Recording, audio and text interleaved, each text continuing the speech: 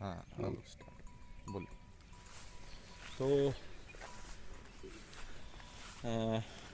Doctor Rahul Tomar काफ़ी चर्चित चेहरे हैं और एक बार फिर गोधन के प्रति जो इनकी एक ललक है वो इनको यहाँ तक खींच कर लाई है। तो गोचर में चरती हुई गोधन को देखने का सबसे अगर सुनहरा अवसर मैं कहूँ तो वो सावन महीना है।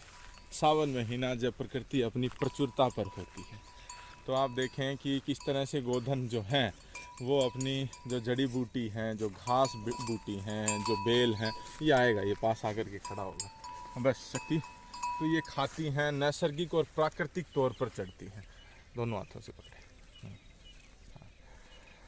तो यहाँ पर ये जो व्यवस्था है ये कहीं ना कहीं एक बार फिर हमें दोबारा खड़ी करने की आवश्यकता है, क्योंकि हम अपनी इच्छा से इनको कुछ चराएं वो स्टॉल फीडिंग की परिभाषा में आती है, लेकिन गोधन अपनी इच्छा से चरें और चलें वो चरने की परिभाषा में। गोचर जब खुद स्वेच्छा से चरने के लिए जाती है तो उसको क्या खाना है क्या नहीं खाना वो अपनी स्वेच्छा से मनमर्जी से डिसाइड करती है। और ये देखें गोचरण की भूमि, जो गोचर की जो भूमि है गाय की चरने की, या जहाँ पर गाय के चरण टिकें, तो गोचर और गोचरण भूमि आप जो भी परिभाषित इसको करें तो वो यहाँ पर आपको देखने को मिलेगी। और यहाँ पर ये देखें स्वेच्छा से माँ चर रही है और माँ से जो दूध उसकी बेटी प्राप्त कर रही है। तो इस तरह की व्यवस्थाएं अगर हम पुनर्स्थापित या दोबारा खड़ी करते हैं तो हमारी नस्लों का संपूर्ण और समग्र विकास एक बार फिर हो पाएगा। आप देखें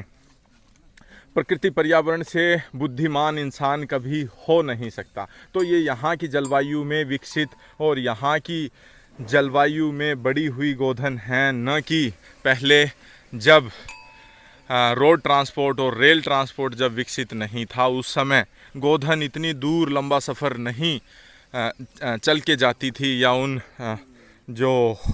जो इस तरह की व्यवस्थाएं हैं आधुनिक परिवहन की वो उस समय नहीं थी। तो जो गाय जहाँ पर पैदा हुई वो वहाँ की जो जलवायु है, वहाँ की जो घास चारा है, उसी में वो पूर्णतः विकसित अपने आप को करती थी।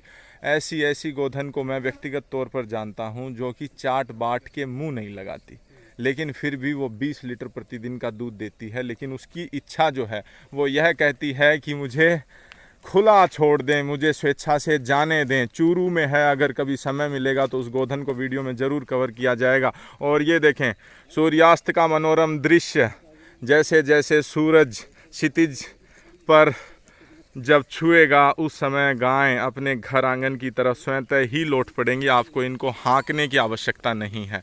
तो ये जो बेला हुआ करती थी इसे गोधुली बेला कहा जाता था और शुद्ध सनातन हिंदू धर्म में अनेकों कार्य इस शुभ बेला गोधुली बेला पर किए जाते थे। तो यहाँ पर ये देखें नंदी स्वच्छंद जो हैं, गोधन जो स्वच्छंद हैं, और यहाँ पर आपके साथ जो युवा साथी यहाँ पर जो लंबा सफ़र तय करके आए हैं ताकि नैसर्गिक व्यवस्था को एक बार से हम पुनः समझ सकें और उनको जीवन में जितना हो पाए उतना कार्यान्वित कर सकें। तो ये देखें ये जो है शक्ति है आपके सामने और उस तरफ जो है वो राजा बुल है।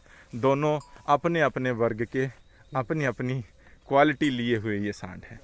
तो नीचे अगर जड़ी बूटियों की मैं बात करूं तो आप देखें आपको यहाँ पर बाखरी मिलेगी, जाड़ा मिलेगा, आपको यहाँ पर भूमि आंवला मिलेगा, आपको यहाँ पर भरूट घास मिलेगी, आपको यहाँ पर अंजन घास मिलेगी, कहीं कहीं धामण के भी आपको पौधे देखने को मिलेंगे। तो इस तरह की जो नैसर्गिक जो चारा है जो गोधन को, ये जो छोटे छोटे जो कांटे आपको दिखाई दे रहे हैं ये देखें आप, इसी को भांखरी कहा जाता है या फिर गोखरू का छोटा रूप। ये देखें ये जो है ये गोखरू और भांखरी है।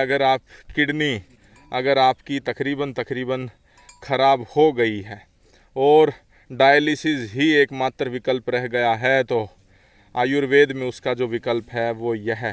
जो गोधन भांखरी खाती है या गोखरू खा करके और प्राकृतिक तौर पर जो चरकर आती है, अगर आप उसका दूध पीते हैं तो आपकी जो किडनी है वो दोबारा से रिवाइव कर पाने की उसमें एक क्षमता विकसित होती है।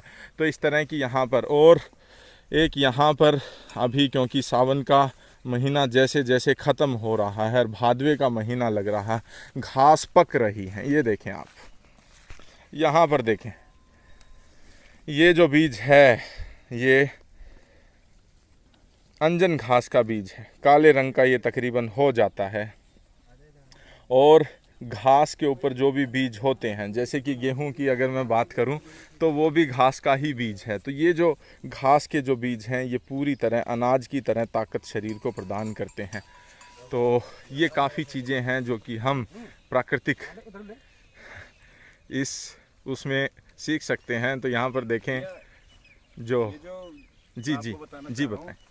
जो मैंने आपको दिए थे वो जी मुर्गियां दी ठीक हैं, ठीक इनको जगह जगह ये कलीलियां हो रही हैं, जी जी चिचड़ी हो रही हैं, जी जी तो स्वतः ही वो उनको खा जाएंगे और ये परेशान नहीं होंगे। तो ये एक प्रकृति का जो तालमेल है कि जीवों का पेट भर जाता है और इनको अपनी परजीवियों से मुक्ति मिल जाती है। तो इस तरह की जो व्यवस्थाएं हैं वो प्राकृतिक हैं।